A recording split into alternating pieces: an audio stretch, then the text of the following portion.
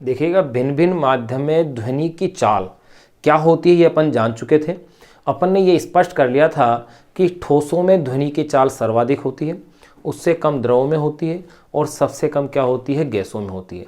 अब अपन जो टॉपिक पढ़ने जा रहे हैं वो है गैसीय माध्यम में ध्वनि की चाल को प्रभावित करने वाले कारक, जो कि एक महत्वपूर्ण बिंदु है। गैसीय माध्यम में ध्वनि की चाल को प्रभावित करने वाले कारक, तो अपन हेडिंग डाल दें इसमें,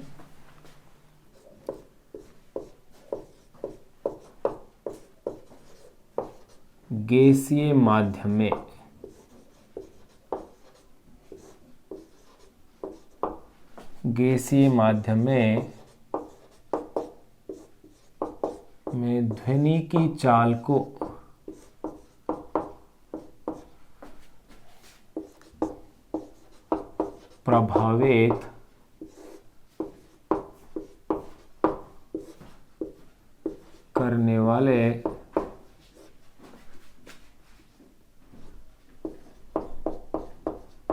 करने वाले कारक। गैसीय माध्यम में ध्वनि की चाल को प्रभावित करने वाले कारक, इसका अध्ययन करेंगे। देखिए भी कौन कौन सा कारक गैसीय माध्यम में ध्वनि की चाल को प्रभावित करता है, यानी किस तरह से उसकी निर्भरताएं अपने सामने निकल करके आती है, उसको अपन इस टॉपिक के अंतर्गत समझेंगे। तो देखिए, इसके लिए आपको एक चीज ध्यान रहनी चाहिए, वो है आदर्श गैस की अवस्था समीकरण। अगर आदर्श गैस की अवस्था समीकरण आपको पता है, जो कि PV = nRT होती है, अगर ये समीकरण आपको ज्ञात है तो ध्वनि के वेग को वायु माध्यम में कौन कौन सा कारक प्रभावित करता है और किस प्रकार प्रभावित करता है, ये अपन आसानी से ज्ञात कर पाएंगे। तो देखो, आदर्श गैस की अवस्था समीकरण से, किससे लें अपन, आदर्श गैस की अवस्था समीकरण से, या यूं भी कह सकते हैं अपन, यदि अगर गैस का दाब P हो, आयतन V हो, सार्वत्रिक गैस नियतांक R हो, तापमान T हो और गैस के मोल N हो, तो मैं एक बार पूरी लाइन देता हूं, यदि गैस का दाब P, आयतन V, ध्यान रहे आयतन को अपन यहां कैपिटल V से रिप्रेजेंट कर रहे हैं और स्मॉल v से अपन ध्वनि के वेग को रिप्रेजेंट करेंगे। तो मैंने क्या कहा, यदि गैस का दाब P, आयतन V,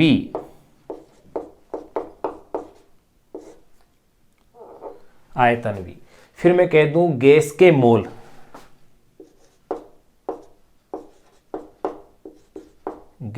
मोल, स्मॉल n, सार्वत्रिक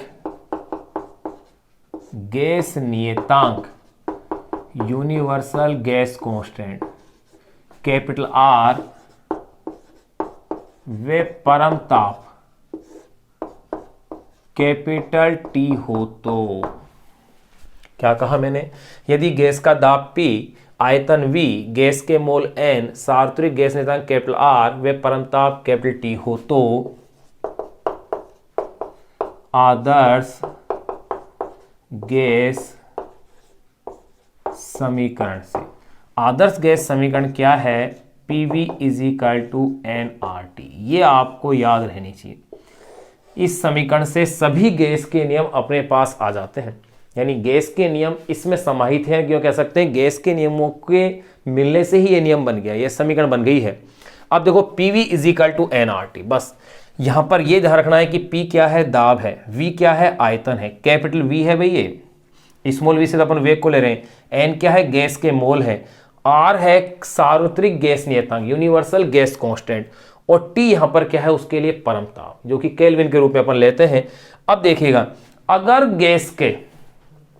गैस का द्रव्यमान स्मॉल m मैं ले लूं और गैस का अणुभार कैपिटल M हो, तो मोल N = क्या होता है, स्मॉल m अपॉन में कैपिटल M, यानी एक मोल बराबर क्या, कैसे लेते हैं अपन मोल निकालना, मोल कॉन्सेप्ट आपको आना चाहिए और आपको आता भी होगा कि मोल कॉन्सेप्ट के अकॉर्डिंग अगर अपन देखें तो एक मोल बराबर क्या लेते हैं, गैस का द्रव्यमान 1 ग्राम में बटे में अणुभार 1, यानी कि द्रव्यमान अगर ग्राम में दिया गया हो और अणुभार m दिया हो कैपिटल M, तो मोल n इज इक्वल टू क्या होता है, स्मॉल m अपॉन में कैपिटल M। तो मैं यहां कह सकता हूं यदि गैस का द्रव्यमान स्मॉल m किसमें होना चाहिए, ये ग्राम में। यदि गैस का द्रव्यमान स्मॉल m वे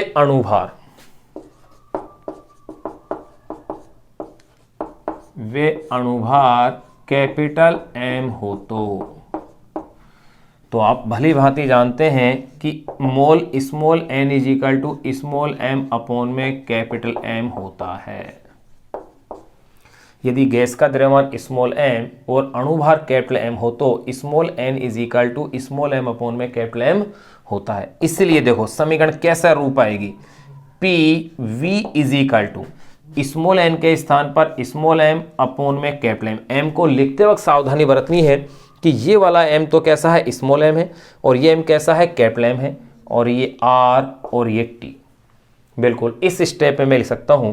तो देखिएगा अब समीकरण को मैं नए रूप के अंदर पेश कर दूं तो देखो पी वी अपॉन में small m is equal to R T upon में कैपिटल M। इसे आप इक्वेशन नंबर 1 नाम दे दीजिए, इसे मैं कह दूं इक्वेशन नंबर 2। यानी कि आदर्श गैस की समीकरण को ऐसे भी लिखा जा सकता है। अगर ऐसे लिख दिया है, अब जरा आप गौर कीजिएगा, इसी इक्वेशन को मैं थोड़ा सा और मॉडिफाइड कर दूं। मैं इसे इस तरह से कह सकता हूं P अपॉन में स्मॉल m अपॉन में capital V is equal to R T upon में कैपिटल M। बिल्कुल लिखा जा सकता है अगर ऐसा है तो। अब आप आगे की स्टेप्स देखिएगा, इसमें इससे आगे के पद को मैं यहां ले रहा हूं। चलो एक लाइन यहां पे भी काम दे जाएगी। यहां पर स्मॉल m क्या था, गैस का द्रव्यमान, और अणुभार कैपिटल M है, तो यहां स्मॉल m अपॉन में V यानी गैस का द्रव्यमान बटे आयतन। तो ये यहां द्रव्यमान बटे आयतन क्या होता है, घनत्व, यानी कि स्मॉल m अपॉन में कैपिटल V ये बन गया है गैस का घनत्व, जिसे अपन रिप्रेजेंट कर सकते हैं स्मॉल d से। यानी अब मेरे पास जो इक्वेशन आ गई है वो इक्वेशन इस तरह के फॉर्मेट में आ गई है। देखो मैं लिख सकता हूं यहां पर, चूंकि स्मॉल m अपॉन में capital V is equal to small d is equal to ये क्या है, गैस का घनत्व। तो इसे आप कह सकते हैं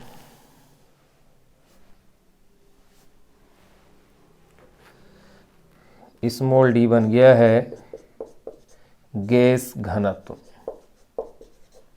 डेंसिटी ऑफ गैस। तो देखिए इक्वेशन का फॉर्मेट क्या बन गया है, P अपॉन में D is equal to R T upon में कैपिटल M।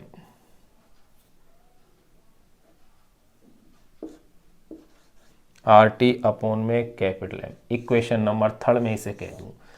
अब आप देखिएगा ये मेरे पास इक्वेशन आ गई, यानी P अपॉन में D दाब बटे घनत्व is equal to R T upon में M। यहां ये ध्यान रखना, R तो क्या है, सार्वत्रिक गैस नियतांक है, T क्या है, परमताप, और कैपिटल M क्या है, गैस का अणुभार है, ने कि द्रव्यमान गैस का क्या था, स्मॉल m था। अब देखें अपन ने जो वायु में ध्वनि का वेग का जो फॉर्मूला निकाला था, यही कह सकते हैं गैसीय माध्यम में ध्वनि की चाल के लिए जो फॉर्मूला निकाला था लाप्लास संशोधन की सहायता से, जो कि बिल्कुल करेक्ट फॉर्मूला था, वो फॉर्मूला ये था। देखो अपन कह सकते हैं गैस में चूंकि गैस में ध्वनि की चाल क्या होती है, V इज इक्वल टू, ध्यान रखना स्मॉल v ले रहा हूं, root of gamma P upon में D, इक्वेशन नंबर 4 होती है। चूंकि गैस में ध्वनि की चाल small v is equal to root of gamma P upon में D होती है।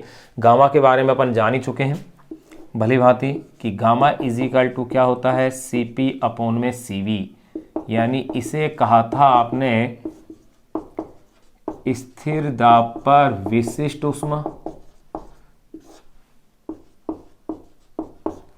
बटे में यह है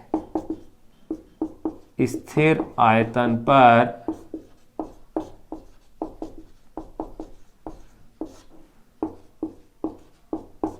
पर विशिष्ट ऊष्मा, गामा का मतलब ये था स्थिर दाब पर विशिष्ट ऊष्मा और स्थिर आयतन पर विशिष्ट ऊष्मा का क्या है, ये अनुपात है। देखो V is equal to root of gamma P upon में डी होती है, जो कि गैस में ध्वनि की चाल। तो देखिए इसलिए P अपॉन में डी की वैल्यू समीकरण 3 से इसमें रख दीजिए, इसलिए समीकरण 3 वे समीकरण 4 से। तो देखिएगा V is equal to root of P upon में डी की वैल्यू, गामा तो गामा है, क्या बन जाएगी RT अपॉन में M, ध्यान रखना कैपिटल M है। ये ध्वनि के वेग का फाइनल फॉर्मूला अपने पास आ गया है प्रभावित करने वाले कारकों के लिए। यहाँ पर ये मेरे पास ये फॉर्मूला आ गया है। अब देखो V is equal to root of gamma RT upon में M, ये फॉर्मूला अब आपको याद रहना चाहिए कि गैसीय माध्यम में ध्वनि की चाल की अगर निर्भरता देखनी है तो यहाँ इस फॉर्मूले से स्पष्ट है। गैस की परमाणुकता पर निर्भर करता है, अगर द्विपरमाणु गैस है तो मान अलग होगा, त्रिपरमाणु के एक परमाणु के गैस की परमाणुकता पर ध्वनि का वेग निर्भर कर रहा है। R सार्वत्रिक गैस नियतांक है, गैस के ताप के वर्गमूल के समानुपाती आ रहा है ध्वनि का वेग, और किसके, गैस के अणुभार के वर्गमूल के क्या आ रहा है, व्युत्क्रमणुपाती। यहाँ अपने आप निर्भरता आ गई कि वायु में ध्वनि का जो वेग है या वायु में जो ध्वनि की चाल है वो गैस के परम ताप के वर्गमूल के क्या है, समानुपाती है, और अणुभार के वर्गमूल के क्या है, व्युत्क्रमानुपाती है। तो यहाँ आप स्पष्ट कह सकते हैं कि ध्वनि का वेग उसके ताप के वर्गमूल के तो क्या है, परम ताप के डायरेक्टली प्रोपोर्शनल है रूट ऑफ टी के, एंड गैस के अणुभार के वर्गमूल के क्या है, व्युत्क्रमानुपाती है। यहाँ ये चीज़ अपने पास क्लियर हो रही है। एक पॉइंट अपन यहाँ पर नोट डाल के लिख सकते हैं, वो ये अपन कह सकते हैं कि जिस गैस का जितना अधिक अणुभार होगा उसका घनत्व क्या होगा, उतना ही अधिक होगा। ये भी क्लियर है। तो अपन यूँ कह सकते हैं कि जिस गैस का जितना अधिक अणुभार होगा, जिस गैस का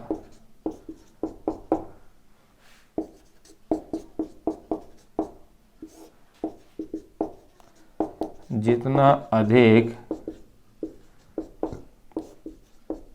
अणुभार होगा, जिस गैस का जितना अधिक अणुभार होगा उस गैस का उतना ही अधिक